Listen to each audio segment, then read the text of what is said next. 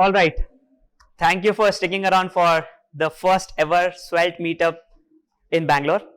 So I want to give a shout out to you guys. So clap for yourself. All right. So first thing, pronunciation. I have heard people pronouncing Svelte as salt, salt, something. So it's Svelte. Okay. And I would like to take a moment talk about community. We have been involved with React Native and Flutter community here in Bangalore, and we have built it together. And now we want to do it with Svelte, and it's a really new, exciting technology. So be a part of this, get involved, and tweet with Svelte BLR hashtag so that we can let others know that we are cool and we have this Svelte meetup group going on, right? And in the community picture, do you see that there are two ladies? How many girls do we have here? 1, 2, so bad. That's really bad. 4, just 5 out of I think 60, 50, something like that. That's really bad. So let's try to get more with the gender thing, gender equality and all those things. I know we struggle a lot at developer community, but yeah, we have Srishti speaking. So good to have you, Srishti. And yeah, that's the thing I wanted to talk about. Cool. So my talk today is Svelte for React developers, a perfect match followed by the React Native meetup. So first thing, I am Sanket, and I am a software engineer and CEO here at Geeky Ants. And you can follow me on Twitter by handle Sanket Sahu, and I look like that on the internet. Good. So Svelte buzz. What is this buzz about? I would like to open it to you guys. Compilers. Okay. And why is this buzz? So compiler is one thing that, but even React got in a bit of compilation, right? JSX to something else, because JSX is non-standard JavaScript. So there was a bit of compilation there as well. What else? Have you guys tried or looked into the documentation, even the basics a bit? Yes. So what excites you? Small size of Svelte. Small size. Svelte is Svelte is compiling the code to vanilla JavaScript. Yes. And if you talk about Angular or React, so when you are shipping your code to production, so you are not just shipping the code, but you are shipping the library itself. But in Svelte, it's not that. Only the vanilla JS code get. Yes, partially true. I mean, most of the things are done right before it is shipped to the browser. So since it is a compiler, all those heavy lifting is done at the compilation stage with Svelte, which is not the case with React and other frameworks. First talk was about React's reconciliation and the renderers. So in reconciliation, we have the virtual DOM diffing, which is not here. So it's really light. And that's what React developers are really excited about. Let's see what it is. So what is Svelte? Svelte is, from the documentation, is a library to build user interfaces, much like React. But traditional frameworks like React and Vue, they do the things in the browser. They do the heavy comparison of virtual DOM and all those things in the browser, whereas Svelte does it at the compiler step. So the end users don't have to take that pain. And again, that is done by removing the virtual DOM comparison altogether. And we'll see how Svelte does it in the slides. This is a very nice talk and a screencast by Rich Harris and Jason.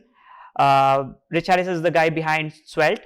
He works at New York Times, and Svelte was actually developed at New York Times, unlike React, which was built at Facebook. So both the teams, they have their own problems to solve, and a lot what goes into a framework or library depends on what problem they are trying to solve.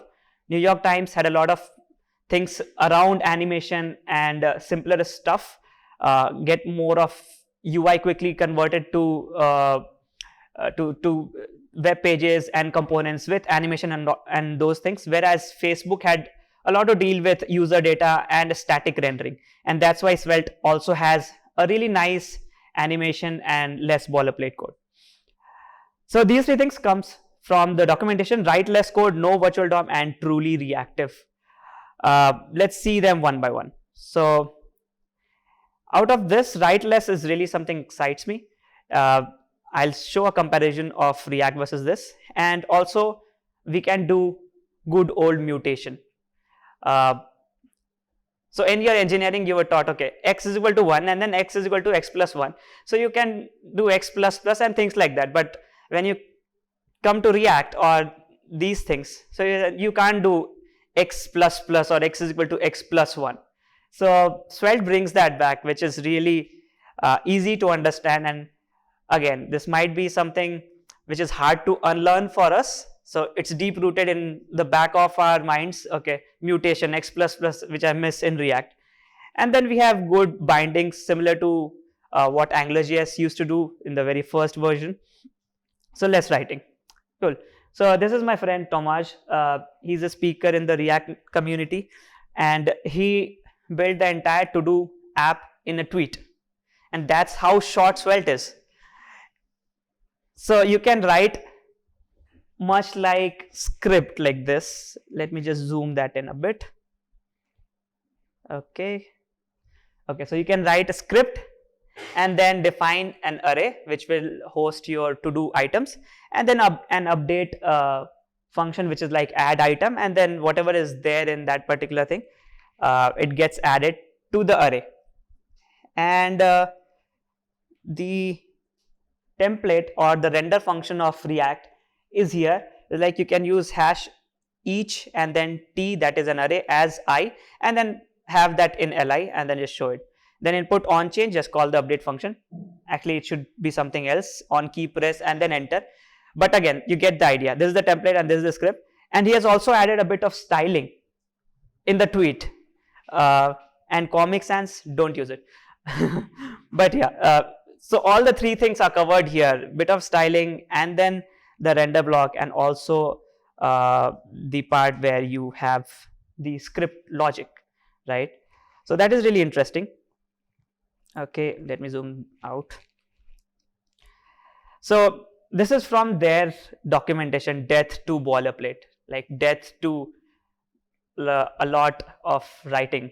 That's what they call boilerplate. And that reminds me of something in the React community called, I don't want to paint it black, but yeah, Redux is really famous or known for a lot of boilerplate, that you have to write 3 different files, one for action, one for the dispatcher, and then another for rendering and all those things, right? So they make it very straight in their documentation that Svelte does a lot of heavy lifting at the compilation stage, so you don't have to do things like use memo of React, use callback, and use effect.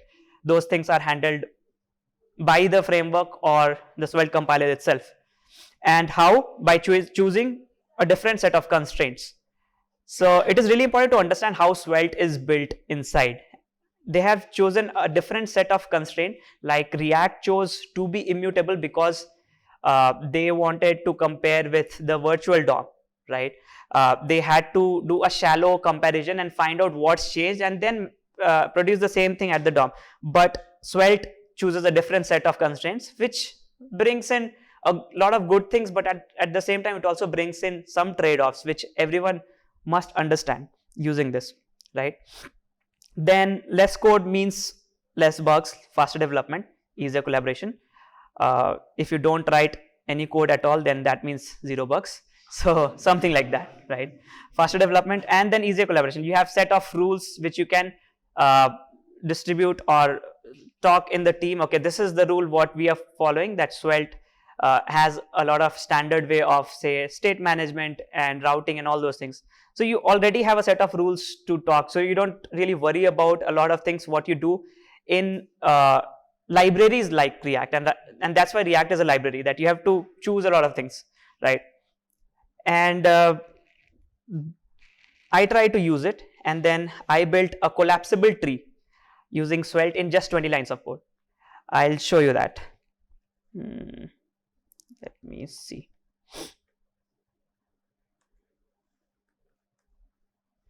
Okay, so So this is the tree what I built. Is it visible at the back? No? I'll zoom in. Okay, I have an unused export, don't worry about that.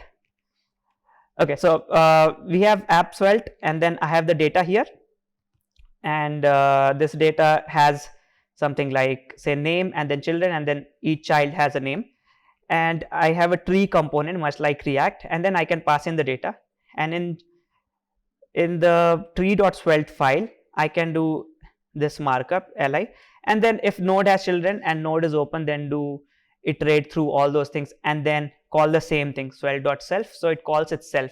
So it's recursive component calling of tree within itself, and you get a lot of things. Like I have also added something like when this is clicked, then call toggle, and then toggle just does node.open and just reverts that value, and you can click on this and then it opens up, right? In React, something like this is not possible. I mean, this is not so straightforward because they have other constraints, that something which is passed in, you shouldn't modify that, and that's there for a reason, because it makes it easy to reason about. But here you are free to do that. That also brings in a lot of ease, but also it can end up in components or who owns the data question, right? But you are free to do that, and that's why it becomes really easy. Like I have passed down this data from my app component to tree, and then here I'm able to update that using a function inside that without dispatching or calling a parent function and doing all those things. So this is really good, and a lot of, for most of the cases, Svelte makes things really easy. Let's go back to the slides. Okay, this was the code which I was showing, and yeah, so this guy Swix, he works for Netlify. He's very active in the JavaScript community in React, and recently he has been working on Svelte. So he rewrote his Twitter search, which is his side project, from React to Svelte, and the final code output was from 42 to just 5 KB. As one of you mentioned earlier, Svelte doesn't ship its heavy library or framework along with that, but that's partially true. I mean, it does ship a bit of framework, but not all, and a lot of things is done right before the browser itself. And then there's this, a friend of mine, Divjot, he is also doing Svelte. He rewrote his entire landing page website in Svelte, and then he had to say this: the convenience of copy pasting HTML script style tags into a Svelte file is super cool, because unlike React, here things are HTML and CSS. You don't have special things like class doesn't change to class name, and JSX is similar to HTML, but it's not HTML. Whereas Svelte, you can copy and paste from normal HTML examples of code snippets and then do it. And then he says, don't tag me, don't reply me. He just doesn't want to listen. And when someone says that, I make sure that I reply. And I have to say that that's why the creators say that Svelte is an extension of HTML, unlike React. React is purely JavaScript. Even the JSX, what you see, is actually JavaScript. It's a function call, but Svelte is the other way. It actually gets transpiled to JavaScript, but not for the end developer experience, right? And then Swix also had to say this, that Svelte's store API is growing on me, because he's from a React background. He's so used to immutable contexts and top-down data flow, but slowly he's realizing that, okay, these things can also be done with direct data mutations. So quick examples of how to build something in React and then convert the same thing to Svelte, right? So this is an example. There are two text boxes, and then the sum is written under that. So as soon as you change that text box, the sum updates, and you can see that. So in React, how would you do it? So the first thing is that you'll create, the component like export default, and then you would write the markup something like this, right? A div input type number, and then a plus b, something like this, right? And then to add the value, you'll wire the value to something, from say variable or a constant a and b, and then those a and b can be imported or brought in from use state, the default value 1 and 2, and then you add a change listener, change event handler. So handle change a, handle change b, and whatever is the value, you set that to a and b respectively, and everything starts to work. Yes. And let's see what happens in Svelte. So in Svelte, it's HTML, so you can do input type is equal to number directly in .svelte file, and then paragraph a plus b equal to a plus b, similar to React. And then script is again very similar to JavaScript, like let a is equal to 1, let b is equal to 2, nothing special, nothing fancy. And then bind these two variables with the input box, bind colon value a and then b. That's it. That's the entire thing. Yeah. So 5-6 lines of code, and that's the comparison of Svelte and React. Like it? Okay, cool. But where did we define the component? In React, we have function, export default function, and then whatever JSX this returns, that's the component. You can define multiple components per file. In Svelte, the file itself is a Svelte component. All you need to do is save them with .svelte extension. So say there is this nested.svelte file which has a paragraph, nothing else, just plain HTML thing. And then in your app Svelte, you can import nested from /nested svelte and then start using it much like React. So the component is defined as this, just plain Svelte file. And then local state is a variable in script block. Like in React, you have to do use state and use redux and all those things, but here you can just use plain JavaScript variables. They work as local state, and then they can also accept props. So if there is a nested.svelte file which has a local state variable called answer, all you need to do is add a keyword called export, which is not the usual export of JavaScript, it's something different. They have cheated here, Svelte compilers. They have used the export which used to be the export of ES6 so that it's valid JavaScript, but here export works differently. This works as prop. So now the answer variable is overridable. This reminds me a lot of AngularJS 1, wherein you can have bindings, local bindings, and then map it to an external prop binding. So once you do it, export let answer. So now nested component can accept answer from the outside. Cool, much like React. What about default props? Like default variables, default assignment, and this works as default props. Let export let answer is equal to a mystery, and then you can pass it or not pass it, and it just works.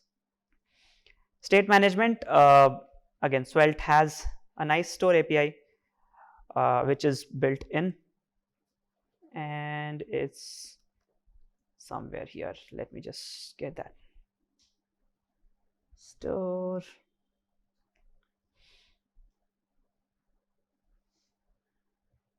So you can define your store like this. Oops. Okay, I can't do it. So import writable from Svelte store, and then const count writable 0, and then in your app you can just go ahead and use a special syntax, which is next one, auto subscription. So once you define a store, you can actually consume that with a $sign here. So that actually does a subscription, and also whenever the count changes, it automatically re-renders. So much like Mobex here, which automatically re-renders. So this $count actually does this. So it does count.subscribe, and then whenever a value changes, so it assigns to a local value, and that value is printed here. So this is a shorthand $count. Cool. And then we have animation, which is really good. So you can do things like $progress, and instead of writable, just make it tweened. So this progress value would be tweened whenever you change it with a duration of 400 ms, and the easing is cubic out. So once you click on this. So progress.set 0 and 0.25. Once you do it, it will automatically animate. You don't need to do anything. Make sense? Okay. I don't want this to be a tutorial, but yeah, giving a high level overview. Cool. So let's quickly compare what is the philosophy of React and the equivalent philosophy of Svelte. React works on immutable states, Svelte mutability. React functional programming concepts, whereas Svelte is open, but at the core it's procedural and oops. Then React is a library, so there's a lot of decisions what you need to make, whereas Svelte is a framework and compiler, so there's a lot of decisions made for you here. Then we have Redux, and Svelte has inbuilt Svelte store. Virtual DOM, there's no virtual DOM in Svelte. React has CSS transition and React Spring, which is a third-party library. Svelte animation is built in. React uses real JavaScript, whereas Svelte uses something like a superset of JavaScript to compile that to plain JavaScript. There is no templating in React. Whatever you write is actually a function call, but here Svelte is an extension of HTML, and then there comes templating. We have CSS in JS like styled component in React, and we have a scoped CSS in Svelte, so you can just write style and then do a lot of things. React Router is another community provided third-party library, and then we have Sapper Router, which is inbuilt. Next.js, which is a backend server-side rendered app for React by Zeet, and we have Sapper by the Svelte community itself, which is there in the documentation. So these are the things which excites me a lot. And so that brings me to, okay, when you are evaluating a framework, so what are the things you need to think about? For me, this is really important, how the framework handles reactivity. React handles reactivity with immutable comparisons, and that's why you don't really, React doesn't let you mutate states. It compares two different objects, and since it uses immutability, if there is a difference in the reference, that means there are two different objects and the entire tree re-renders. Svelte, it lets you mutate. So how does Svelte know that, okay, this particular variable has changed? So if you unbox the compiled version of Svelte, what it gives is that whenever there is a mutation, it actually adds another syntax which says, okay, this particular object is marked as dirty. In the next render cycle, only that part of the tree is re-rendered. So it doesn't compare the entire virtual DOM again and again. Whatever has changed, the specific variables which has changed or the properties of object which has changed, it just runs re-render of that particular component or that particular DOM element which is actually being which is actually using that particular value. So it is highly performant in that case. Vue.js uses mutation and observable much like Mobux plus React, and then Angular 1 dirty checking, Angular 2 value matching from the template, Flutter value matching again. Swift UI is again similar to Mobux plus React. Cool. So this is really important for me to understand how something works, so that in future if I've used Svelte or React, I need to understand what is the rules they have set for me and what are the decisions they have made for me, so that I can, when we hit performance issues or any issue, I can unbox it and replace that framework with our own implementation. We have done that in BuilderX. There were instances where React was slowing down. We have replaced it with plain DOM, plain JavaScript direct mutation. So these things are really important. Whenever you choose a framework, first always ask why are you using it and what are the trade-offs it brings in, right? And that's what I want to say, that frameworks are not at war. Svelte loves React, loves Flutter, loves Swift UI. Everyone is learning from each other. So don't say that, okay, you belong to another religion, I am from something else, let's fight over that. I see that people doing it. Recently in Geekians itself, at Geekians we have seen people fighting over, okay, Flutter is better than React Native. Don't do that. React Native is better than Flutter. No, just saying. Just kidding. But yeah, that's the thing.